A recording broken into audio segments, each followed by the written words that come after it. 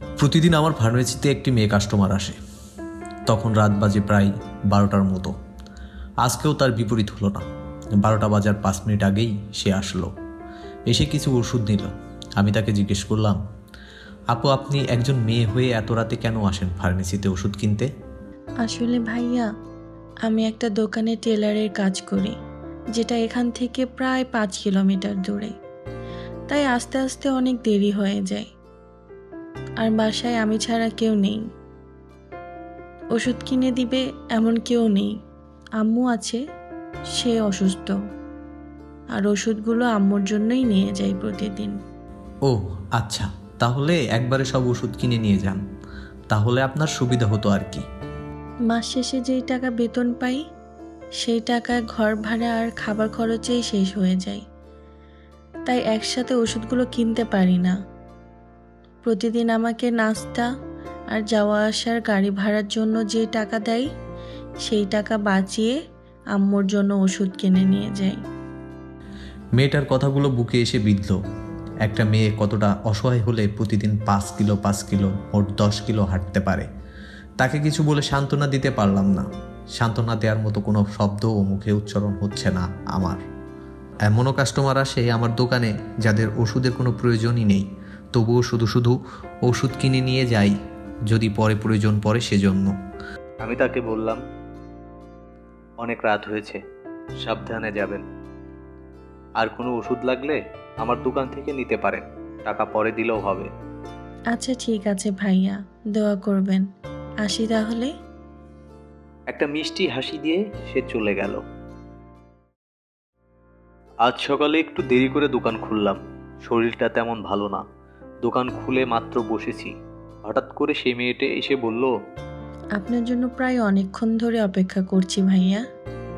এত দেরি করে কেউ দোকান খুলে? আমি তার দিকে তাকিয়ে একটি মুচকি হাসি দিয়ে বললাম, আসলে শরীরটা একটু খারাপ, তাই ঘুম থেকে উঠতে লেট হয়ে গেছে। সরি, আপনাকে অপেক্ষা করতে হয়েছে আমার জন্য। না না ভাইয়া, সমস্যা নেই।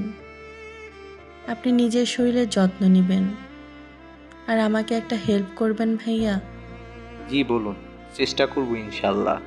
আসলে আম্মুর শরীরটা ভালো নেই, তাই আজ হাফ টাইমের জন্য কাজে যেতে পারিনি। আমার কাছে টাকাও নেই। আপনি যদি একটু এই ওষুধগুলো দিতেন, আমার খুব ভালো হতো। আমি দুপুরের পরে দোকানে যাব, রাতে ফিরে আপনাকে টাকা দিব। সমস্যা নেই, আপনি পরে দিলেও চলবে। কি ওষুধ দিব বলুন? এই যে প্রেসক্রিপশন, এখানে লেখা আছে। তারপর তাকে কিছু ওষুধ দিয়ে দিলাম। সে একটা ধন্যবাদ দিয়ে চলে গেল। আমি ব্যস্ত হয়ে গেলাম দোকানে।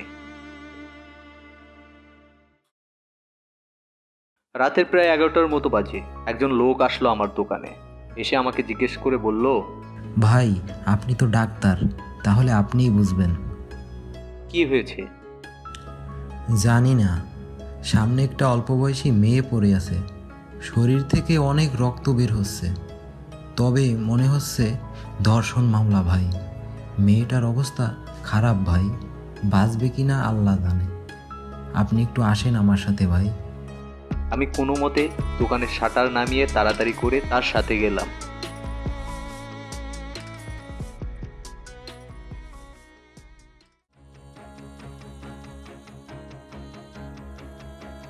একটু সামনে গিয়ে দেখলাম একটা মেয়ে পড়ে আছে।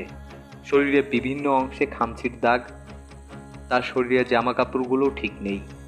আমি তাকে জিজ্ঞেস করলাম, এই অবস্থা কি করলো? সবসময়ের মতো মুখে মিষ্টি একটা হাসি দিয়ে কষ্টে বলল, এইখানে দিয়ে আসছিলাম, তারপর তারপর ভাত দেন ভাইয়া।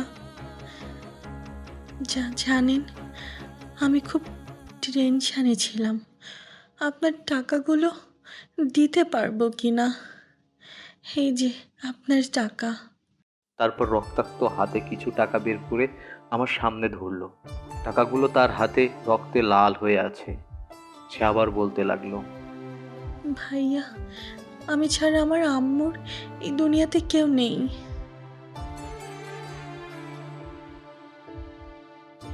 এই কথা বলে চুপ হয়ে গেল।